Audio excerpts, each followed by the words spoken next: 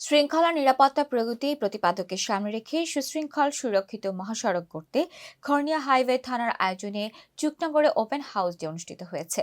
19 November মঙ্গলবার বেলা 11:30টায় Dumuria চুকনগরে খর্নিয়া highway থানা চত্বরে থানা অফিসার ইনচার্জ ওসি ফজলুল করিমের সভাপতিত্বে ওএসআই জাহাঙ্গীর মোল্লার সঞ্চালনায় প্রধান অতিথির বক্তৃতা করেছেন যশোর হাইওয়ে পুলিশের সহকারী পুলিশ সুপার নাসিম খান পিপিএম। ওপেন হাউস ডে মুক্ত আলোচনায় বক্তব্য রেখেছেন চুকনগর প্রেস ক্লাব সভাপতি এম রুহুল আমিন, পুলিশিং কমিটির সভাপতি ও আতলিয়া ইউনিয়ন বিএনপির সভাপতি আব্দুস সালাম, পুলিশিং কমিটির সাধারণ সম্পাদক ও বিশিষ্ট ব্যবসায়ী আব্দুল আলিম, চুকনগর আঞ্চলিক বাস মালিক সমিতির সাধারণ সম্পাদক কামরুজ্জামান, চুকনগর ডিগ্রি কলেজ শিক্ষার্থী মোহাম্মদ রিয়াজ হোসেন জিম, শেখ বোরহানুদ্দিন ট্রি হুলার চালক মিলন বিশ্বাস প্রমুখ।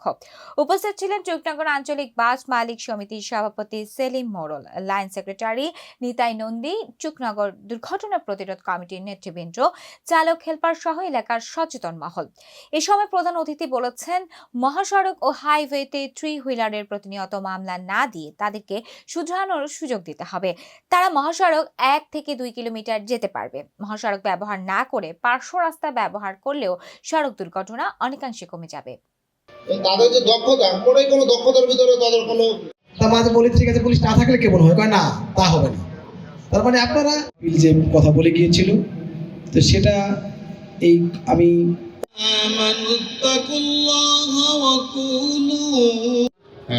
আইন শৃঙ্খলা উন্নতি করার জন্য কি কি পদক্ষেপ নিতে পারে।